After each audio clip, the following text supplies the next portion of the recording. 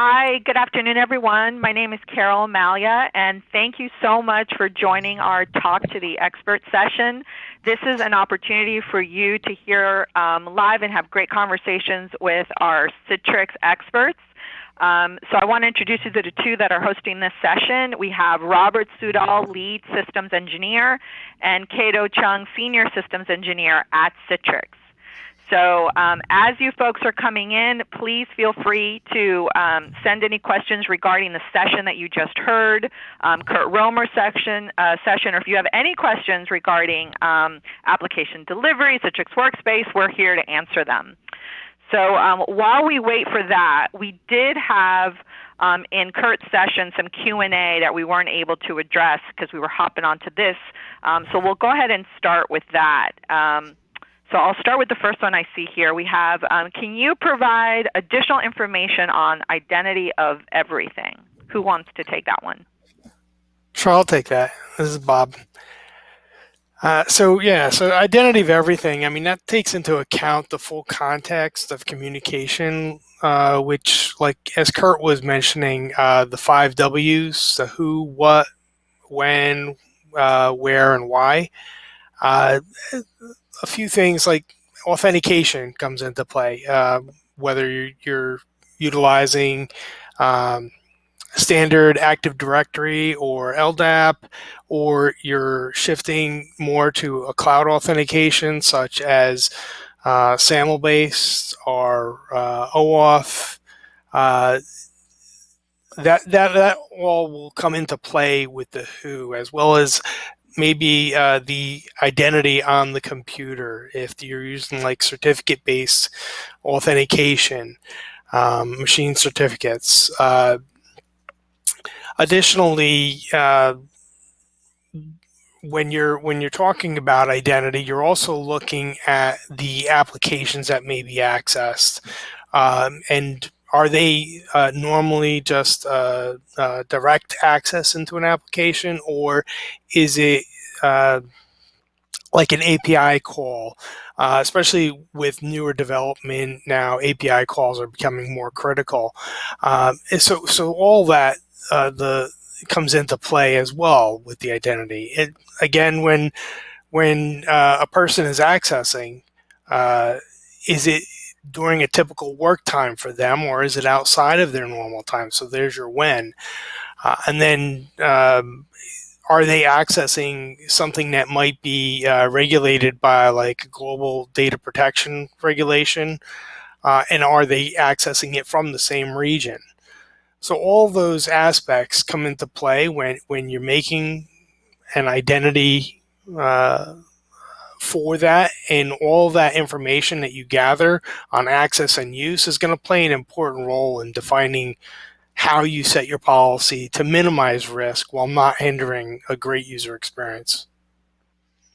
And to add to that, I was going to say, Bob, to add to that, think of this as a fingerprint of that individual user, right? And that's the user, the device, and that's basically a fingerprint. And we use that fingerprint as we go forward into providing continuous risk and analysis of that person once they've authenticated through the system. So that's very important in terms of how we apply the policies to that fingerprint. All right, thank you. I want to go here to the live chat. Appreciate you joining. So we have a question here. It says, what are uses of GSLB? Who wants to take that one? Sure, I can take that.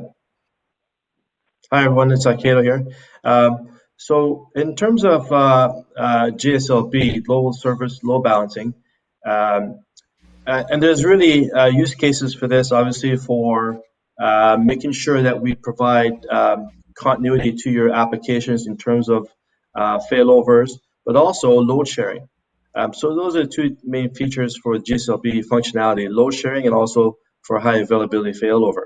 And this is pretty much a feature within the Citrix ADCs that provide DNS capability for your zone.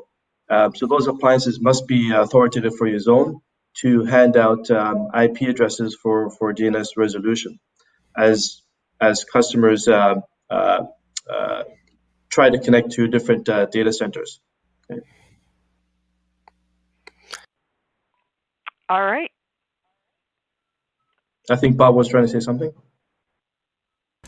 As people start shifting their workloads to various clouds, that also comes into play where you can direct them to the most locally regional access point so that your users will get the best experience at all times.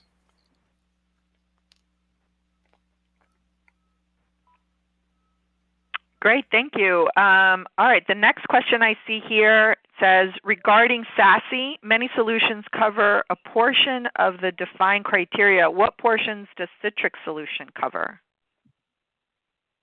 Yeah, I can take that. I mean, SASE is a a Gartner-defined definition, which is basically the convergence of network functionality and security functionality. So from the network side, you're going to have SD-WAN and firewall capabilities. From the security side, you're going to have services such as Secure Web Gateway, your typical URL filtering, CASB for access to cloud-based services, and zero trust network access. And then also having some protections such as malware protections, DLP, and sandboxing. With Citrix, we believe we have the most comprehensive solution for that that meets all of the Gartner requirements as well as many of the recommended features. So, like Secure Web Workspace Access has historically been the primary area Citrix has been known for, with Citrix virtualization for access to your enterprise hosted applications. And then in addition, with our secure internet access service, we provide the capabilities of the Secure Web Gateway and firewall, as well as the CASB and malware protections and DLP. We also have an SD-WAN solution, which encompasses the full network access and includes WAN optimization, application awareness, so you can prioritize traffic across that, as well as a direct access to SaaS-based applications. And then to encompass all of that, we have user entity and behavior analytics, and which provides performance and security reporting, and then a unified management plane, which completes the full solution.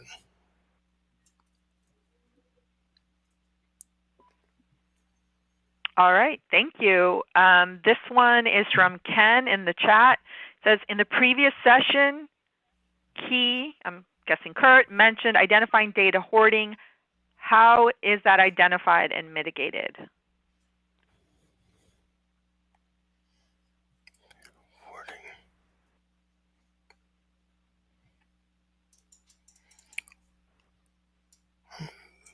Sorry, I'm not seeing that question.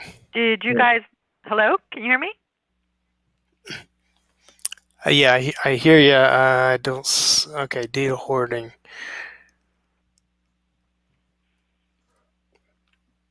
If not, we can address that offline as well. If we want to skip that one and go to the next one. Yeah, I think I'll need a little bit more clarity on the data hoarding comment. Okay, no problem. We've got plenty through the chat. It says, does DDoS mitigation require specialized expertise to manage and maintain? I can answer that one. Or Kurt, you want to take that one? Go for it, Kato. So when it comes to DDoS mitigation, we provide a number of different platforms and also features within our appliances to mitigate against DDoS attacks. As it relates to DDoS at layer 7 network and also stateful type of DDoS attacks. One of the services that we provide is our CWAP service, Citrix Web and Application Protection Service, that does always on DDoS scrubbing of your data. So we're sending clean, good throughput to your data center, right? So the scrubbers are geographically positioned globally, and they're doing much of the scrubbing before that, scrubbing up the bad data, bad throughput before it gets to your location. Other DDoS functionality and features that can be enabled are within the Citrix ADC itself as enterprise features. So, for example, things like IP reputation,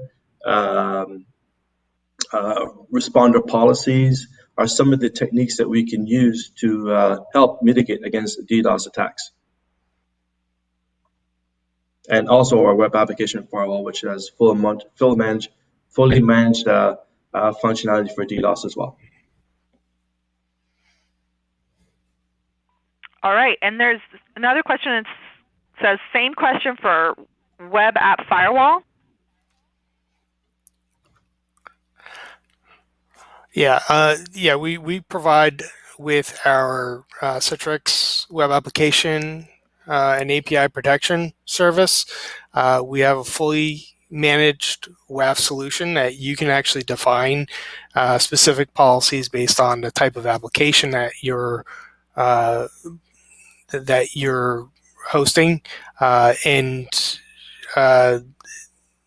there's not a lot of expertise required. You can actually go into a full negative security model and be able to just block known bad.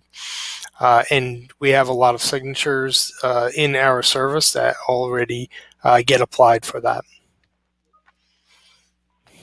All right, great. Next question is around bot management. It says, what limitations can be placed on bots with bot management?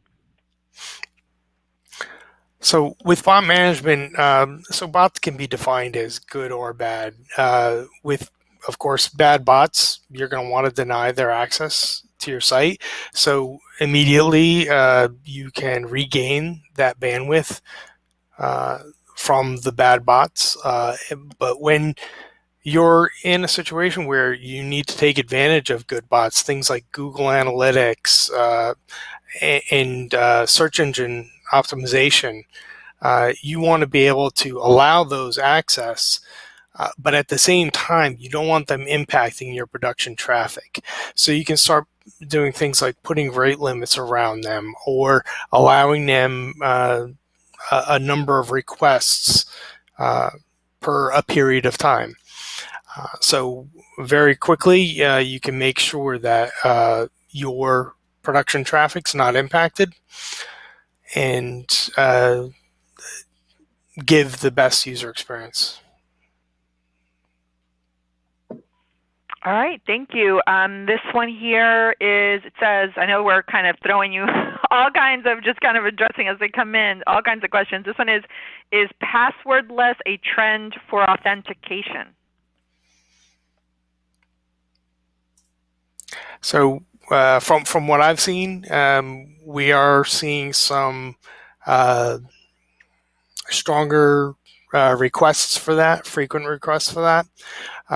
And so it comes down to the type of uses that you're doing. So like maybe using a YubiKey or it may be based off of a client certificate. And all of that can typically be used with advanced authentication methods. So whether or not I don't see a lot of people making that shift quickly, just a lot of talk around that right now. All right, thank you. The next question, it looks like this is another SASE question. Regarding SASE, will remote endpoints be, or SASE SIA, will remote endpoints be able to connect to other branches via the gateway or direct? I can answer that one. So our SIA features and solutions looks at inspecting outbound traffic today. So as it egresses out of your network, we provide an inspection point to inspect that traffic for whatever policies that you set upon in your as it relates to your company's policy. So that traffic is outbound access only today. We are, however, looking at um, evaluating whether there's a need for incoming traffic and also traffic traversing through the gateway to other branch offices as well. All right, thank you. Another one here on SD-WAN. Can I have an overview about Citrix SD-WAN and how it is different from other WAN providers?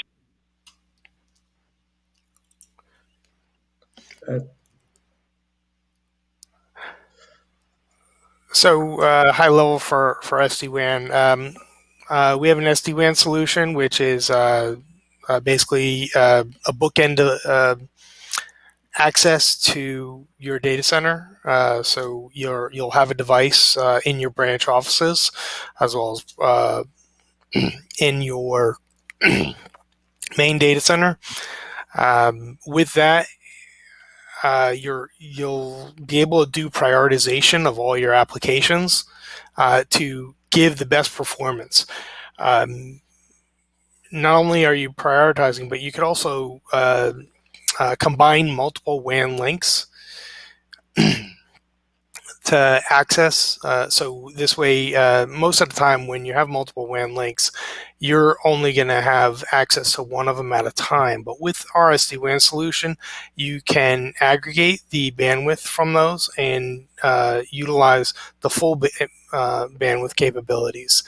Additionally, with our we have a direct service. So from that SD-WAN appliance, you can actually add link it with our Cloud Direct service, which brings you into a data center that's very close to access for most SaaS applications. And again, you get the benefits of prioritization of traffic that, again, as we keep saying, it leads to the best user experience. Also right, integrated with that solution.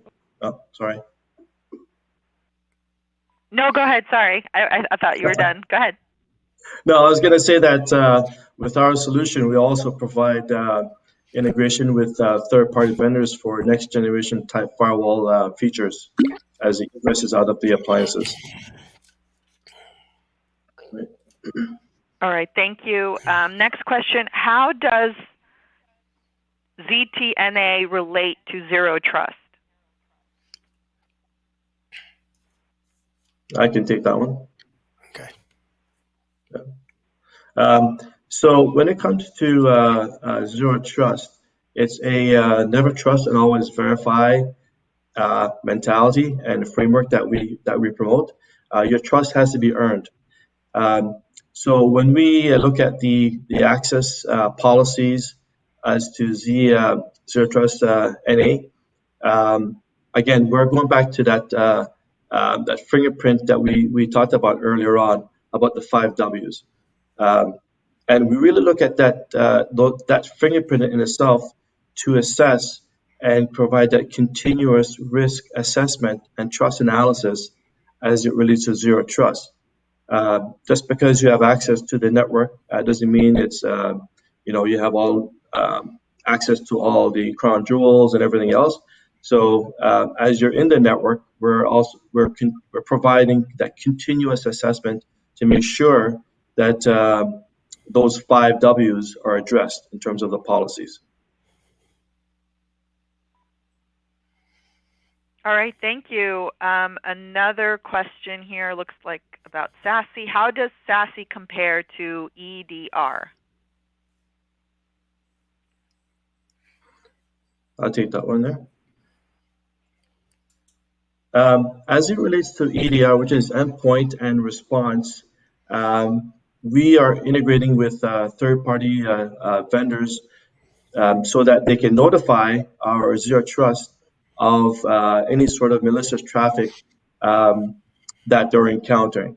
So third-party vendors such as Microsoft Defender, and there's some other ones out there, Checkpoint, for providing that notification to Zero Trust to notify of a device that is considered infected, and will take the necessary action against that type of device itself.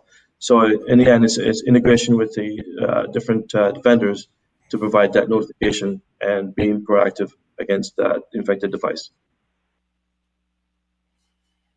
All right, thank you. Another question here. I think this was mentioned on Kurt's session. How does the digital watermarking feature work?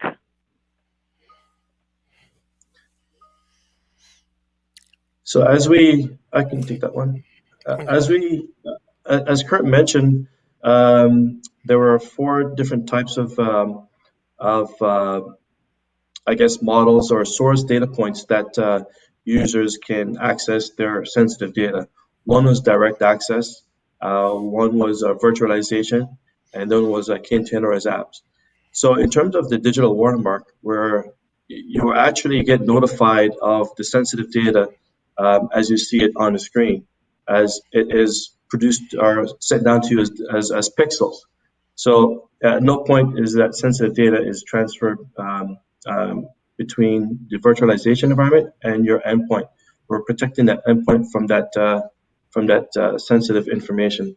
So all that digital watermark is just to warn you that there is sensitive data, right, as a mechanism, and in no way that is being compromised on your end system. And that's obviously delivered through the virtualization access.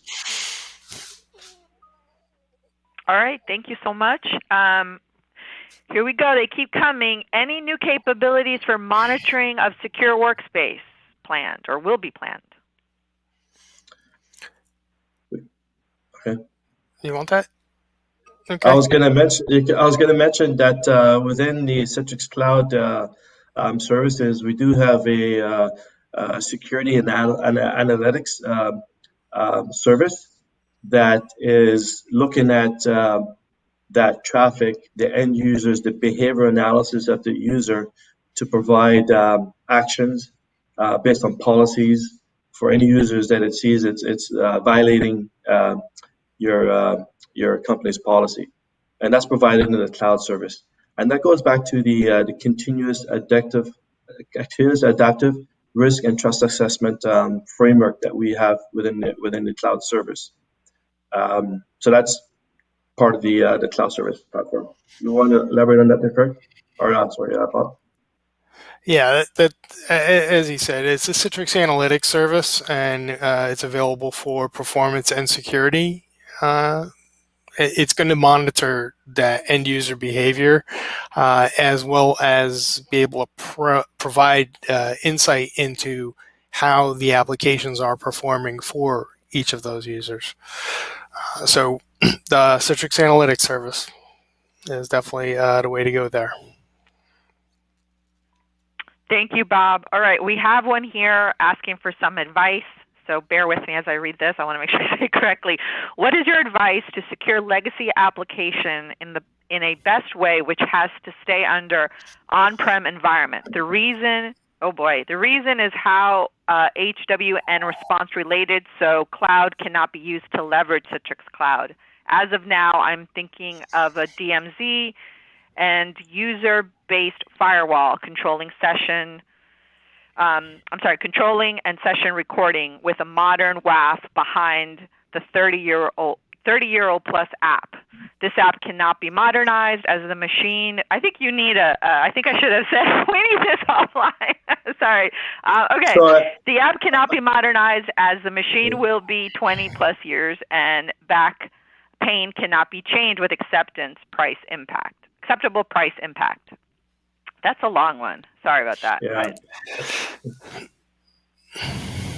So essentially, what I understand is that he's looking for some kind of solution, such as a web application firewall, to protect against those legacy applications, because they're not compatible with moving into a cloud environment as a workload. Is that how I is that how you see it there, Bob?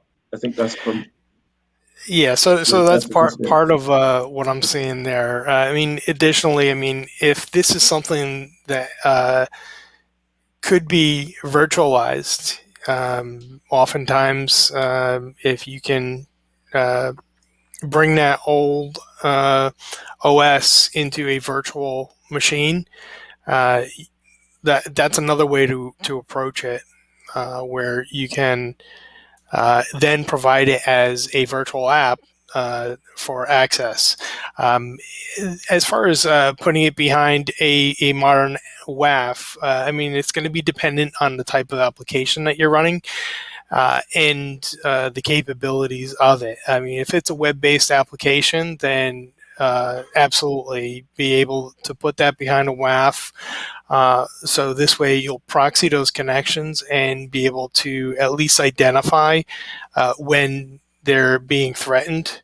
And for many attacks, immediately block that. Uh, I'm sorry, were you going to say something, Cato? no, I'm good. I'm good. Okay. We have time for one more question, I think. I think it's asking, are there any Citrix integration APIs for open source software?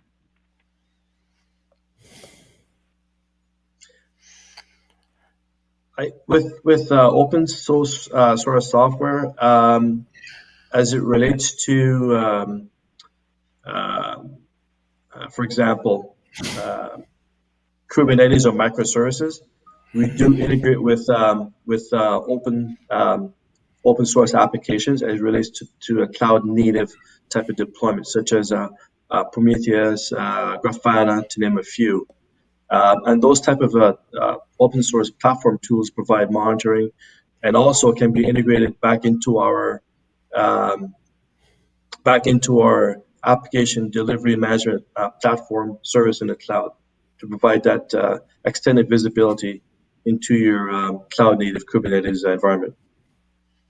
Yeah, I was gonna similarly respond. Right. I mean, when it comes down to it, open source can be in a number of different environments that we can have some impact to. As far as integrations, it really depends on the environment that you're referring to.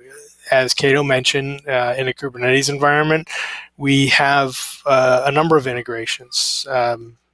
Or if you're talking about simple web applications that are open source, then it's going to be a case by case basis for that.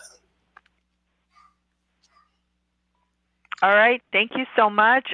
We have just 2 minutes left, so we're going to go. There's a lot of questions I think that we weren't able to get through. They're quite detailed in here, so we want to make sure not to rush. And so we'll go ahead, and for anyone that did submit something that we weren't able to address, reach out to you offline. Want to thank Bob and Cato. I know we kind of hit you with questions on every possible subject, so appreciate you taking them. And thanks everyone who's online. We'll have a couple more sessions. If we didn't get to address your question on this one, we do have 2 more Talk to the Expert sessions later this afternoon. Thank you so much for joining us, and we hope you enjoy the rest of the event. Thanks so much. Have a good day, everyone. Same here.